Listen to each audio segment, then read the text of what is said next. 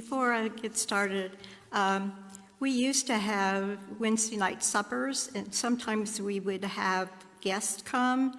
One time we had the Helmwood healthcare ladies and men, and Bob Swope, I'm pretty sure, did some dancing. Bob? Yes. So anyway, it has happened in a Presbyterian church. Not necessarily in the sanctuary, but it has. So anyway. Okay. Before I talk about what Chelsea wanted me to talk about, I'm going to give a little background to my faith journey. I was raised in a Christian family. I'm an only child, and my parents made sure that I participated in every activity that there was in church. I was not a sports person, so that gave me a lot of outlets to have friends. However, at some point before I was going to college, the Bible stories that I was hearing, they weren't resonating with me very well. And so during college and right afterwards, I kind of fell away from attending an organized church group, and I'm ashamed to say, rarely read my Bible. Even though I still thought that I was a Christian, and I was still a believer, I wasn't practicing what I was believing. So fast forward to when I'm in my 30s, a couple of really personal disappointments in my life happened, and I began to question God, and I said, why does God let bad things happen to good people? Because I felt like I was a good person. And so I wrestled with that question until somehow I found myself visiting a Presbyterian church in Louisville, which is where I was living. And between the church itself and the people and the pastor, I felt God's presence. I recognized God's presence. I know God was walking me through all the bad times. He was right beside me, and I had failed up to that point to realize that.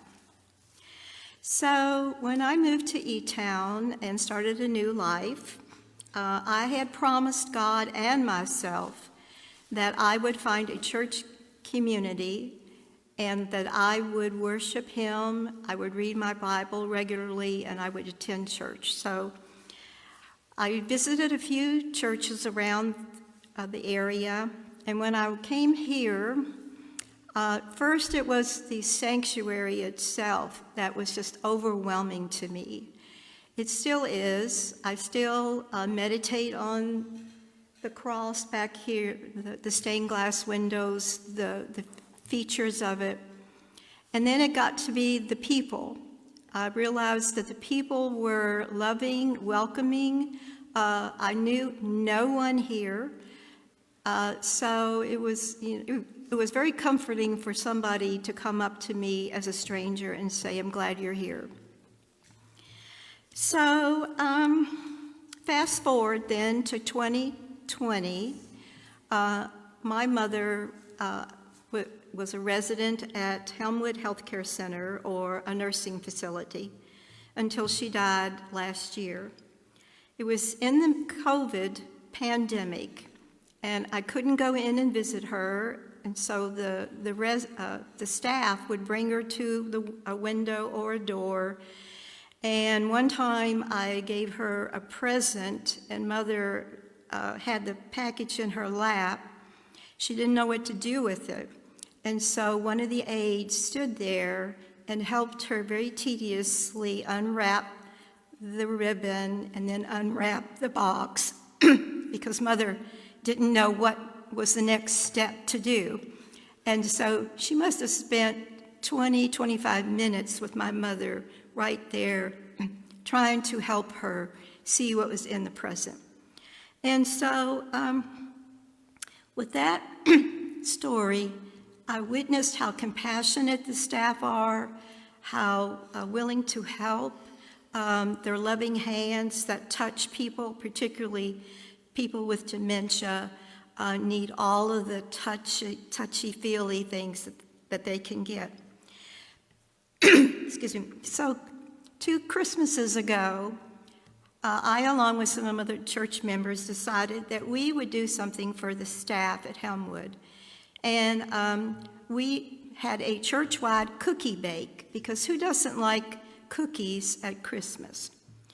And so we're continuing that today, or in Christmas, soon.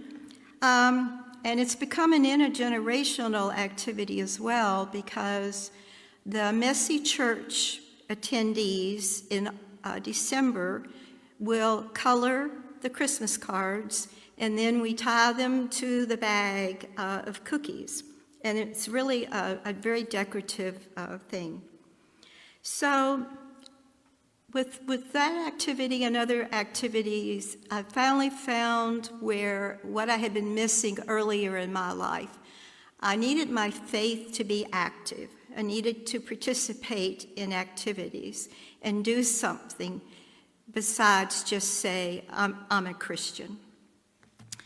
So, because of this vibrant community of believers at this church, there will continue to be opportunities for you and me to say yes to whatever God has planned for us, where searching for answers is welcome, and where we can practice the stewardship of time and money that will connect us to God's earthly purpose for us.